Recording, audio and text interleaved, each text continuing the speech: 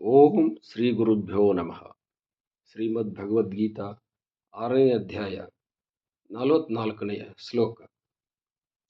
ಪೂರ್ವಾಭ್ಯಾಸೇನ ತೇನೈವ ಹ್ರೀಯತೆ ಹ್ಯವಸೋಪಿ ಸಹ ಜಿಜ್ಞಾಸುರಪಿ ಯೋಗಸ್ಯ ಶಬ್ದಬ್ರಹ್ಮಾತಿ ವರ್ತತೆ. The other one who takes birth in a rich family, though under the sway of his senses, feels drawn towards God by force of the habit acquired in his previous birth.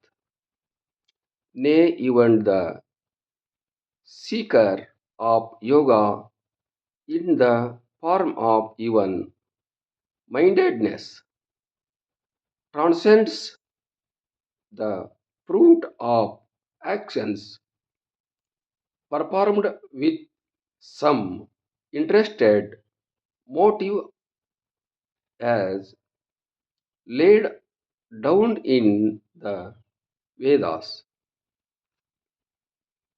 ಸಾಮಾನ್ಯವಾಗಿ ಯೋಗ ಸಾಧಕನಾಗಿರ್ತಕ್ಕಂಥವನು, ಪ್ರಯತ್ನ ಮಾಡ್ತಕ್ಕಂಥವನು ಪೂರ್ವಾಭ್ಯಾಸದ ಬಲದಿಂದ ಮುಂದಿನ ಜನ್ಮದಲ್ಲಿ ಮುಂದಿನ ವಿಷಯವನ್ನು ಅಧ್ಯಯನ ಮಾಡಿ ಮುಕ್ತನಾಗುತ್ತಾನೆ ಅಂತ ತಾತ್ಪರ್ಯ.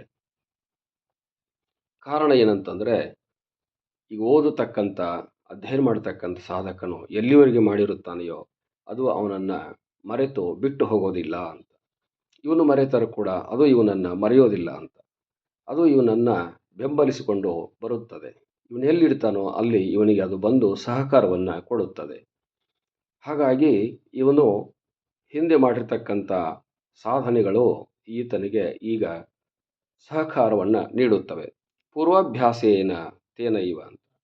ಪೂರ್ವಾಭ್ಯಾಸ ಅಂತಕ್ಕಂಥದ್ದೇನಿದೆಯಲ್ಲ, ಈ ಜನ್ಮದಲ್ಲಿ ಮಾಡಿರ್ತಕ್ಕಂಥ ಅಭ್ಯಾಸದ, ಅಧ್ಯಯನದ ವಿದ್ಯೆ, ಅವನ ಪ್ರಯತ್ನ, ಅವನ ಸಾಧನೆ, ಅವೆಲ್ಲವುಗಳು ಕೂಡ ಆತನಿಗೆ ಮುಂದಿನ ಜನ್ಮದಲ್ಲಿ ಮೆಟ್ಟಲುಗಳಾಗಿ ಸಹಕಾರವನ್ನು ನೀಡುತ್ತವೆ. ತೇನ ಅವಸೋಪಿ ಸಹ, ತೇನ ಹಿ ಅವಸೋಪಿ ಸಹ ಅಂತಂದರೆ ಆ ಹಿಂದಿನ ಸಾಧನೆಗಳೇ ಆತನಿಗೆ ಸಹಕಾರವನ್ನು ಕೊಟ್ಟು ಆತನನ್ನು ಮುನ್ನಡೆಸುತ್ತವೆ. ನೀನು ಈ ದಾರಿಯಿಂದ ಹೋಗೋ, ನೀನು ಈ ದಾರಿಯಿಂದ ಹೋಗೋ, ನೀನು ಹಿಂದೆ ಈ ಅಧ್ಯಯನವನ್ನು ಮಾಡಿದ್ದೀಯಾ, ಹಿಂದೆ ಈ ಅಭ್ಯಾಸವನ್ನು ಮಾಡಿದ್ದೀಯಾ, ಇಂಥ ವಿಷಯವನ್ನು ನೀನು ಓದಿದ್ದೀಯಾ, ಇಂಥ ವಿಷಯವನ್ನು ನೀನು ಇಂಥ ಕೆಲಸವನ್ನು ಮಾಡಿದ್ದೀಯಾ, ಆದ್ದರಿಂದ ಆ ಕೆಲಸಕ್ಕೆ ಸಂಬಂಧಪಟ್ಟಂತೆ ಇಲ್ಲಿ ನೀನು ಮುಂದೆ ನಡಿ ಅಂತ ಅದು ತೋರಿಸಿಕೊಡುತ್ತದೆ. ಸಾಮಾನ್ಯವಾಗಿ ನಾವೆಲ್ಲ ಅಧ್ಯಯನ ಮುಗಿಸಿ 10ನೇ ತರಗತಿ ಮುಗಿಸಿ PUCಯಲ್ಲಿ ಹೋಗ್ತೇವೆ. ಅಲ್ಲಿ ಹೋದಾಗ ನಾವು ಅಲ್ಲಿ ಆರ್ಟ್ಸ್ ತೊಗೊಳ್ತೇವೆ, ಕಾಮರ್ಸ್ ತೊಗೊಳ್ತೇವೆ, ಸೈನ್ಸ್ ತೊಗೊಳ್ತೇವೆ, ಮತ್ತಿನ್ನೇನು ತೊಗೊಳ್ತೇವೆ. ಅದನ್ನು ಮುಗಿಸ್ಕೊಂಡು ಡಿಗ್ರಿಗೆ ಹೋಗಬೇಕಾದಾಗ ಮತ್ತೆ ನಾವು ಅದಕ್ಕೆ ಸಂಬಂಧಪಟ್ಟಂತೆ ಸೈನ್ಸ್ ತೊಗೊಂಡವರು BCA BScಗೆ ಹೋಗ್ತಾರೆ, BCom ಮೊದಲಾದವುಗಳಿಗೆ ಕಾಮರ್ಸ್ ಮಾಡಿದವರು ಹೋಗ್ತಾರೆ, ಆಮೇಲೆ ಆರ್ಟ್ಸ್ ಮಾಡಿದವರು BAಗೆ ಹೋಗ್ತಾರೆ.